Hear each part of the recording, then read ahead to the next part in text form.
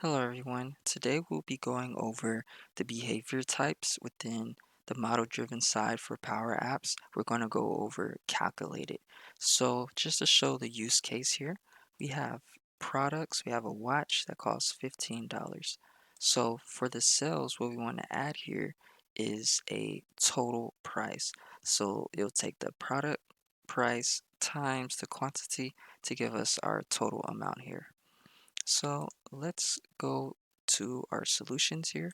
I'm going to hop into Common Data Service and get to working on this. We're going to work through this. We'll do more than just one example as well. So head over to Sales, new column. Let's just call this Total. And we're going to do a currency. Behavior will be calculated. Let's hit Save and Edit. Okay, so you should have a pop-up here. If you don't see this, check your browser around this area to allow pop-ups. So let's go ahead and start. So if you needed to do a conditional statement, you can, but for our case, we're just adding two numbers, so we don't need to do that.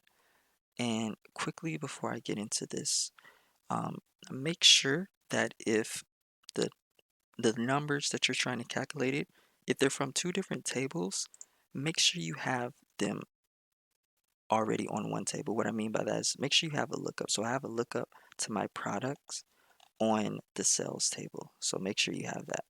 All right, so let's head back to our calculated field. We're going to add an action here. We're going to say product, get the product here.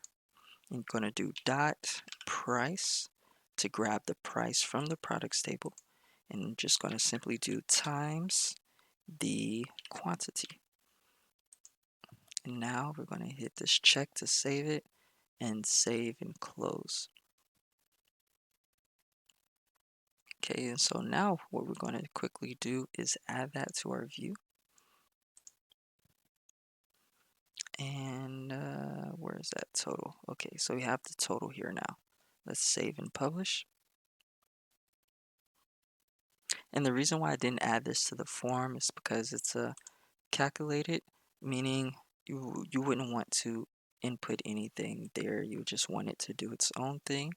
So now we have total here. Let's try this out, make sure it works. We have the watch 15. So let's say we want to buy a watch. Let's buy 3 watches, okay? Save and close. Now we have 3. 15 times 3 is 45. All right, great. We have the total. Now let's take it up a notch. Let's add a discount amount and try to get the discount price. So let's head back over to our table here, and we're going to add another column. So, oops, go to sales, new column. Let's call this column discount amount. And what we'll do here is we'll just make this a decimal. So if they want to do 25%, they can just do 0.25%. And everything else seems to look good. Okay, and now let's add that to the form here.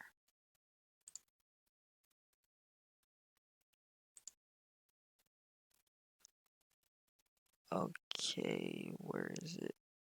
What did I call it? Discount amount. Okay. Or, yeah, I could have said discount rate actually. So save that there. And let me go back. And what is this other column we want to add? We'll do discount price. Okay, so discount price. And we'll make this a calculated column by going to currency, yep, to calculate it, and basically follow the same steps again. So open this up, go to action. We want to take what's it called, discount amounts, discount amount number times the price. I think that's what it is.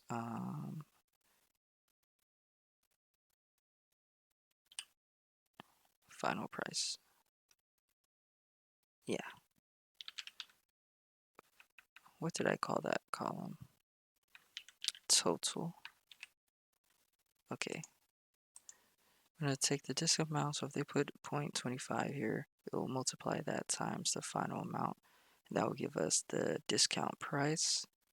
So let's just look at this really quickly, because we're going to have to subtract that amount minus the final amount to get what the discount equals. So let's just add that to our view really quickly. What did I call that? Discount price and discount amount. Okay, so let's just see what this does really quickly. Don't have any notes in front of me, so I'm kind of just doing this off the top, so bear with me. We'll get it figured out though. Okay, I have my other things here, so let's just buy the same product except 5 times this time. And we'll say we want our discount to be 25% or 0.25. Save and close. Okay, discount amount is 0.25. Okay, so yes, we need to take this discount price, minus it by the total, and that will give us our actual discount. Or I could just make another column, call it discounted amount. Okay, yeah, I'll probably just do that. Our discounted total. So let's go back here to our table here, sales, new column, discounted total. Another calculated currency.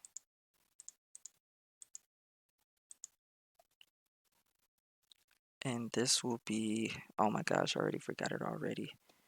Action. We'll just add a condition here. Oh, let me exit out. So if the current table discounted amount contains data,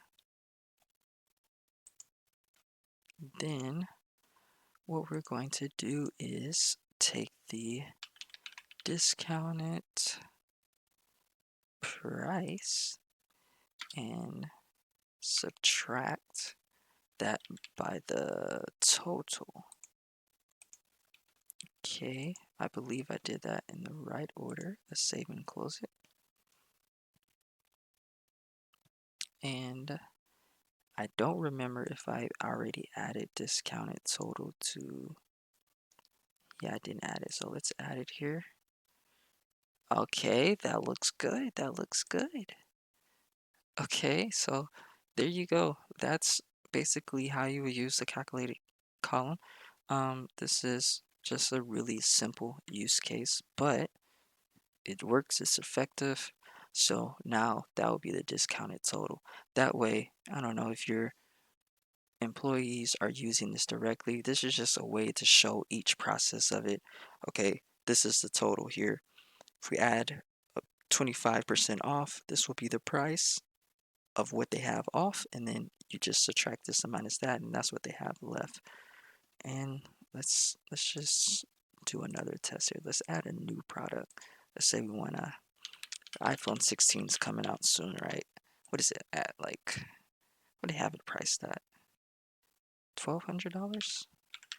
I'm not sure what the price of the new iPhone is, but let's say it's $1,200 and save and close.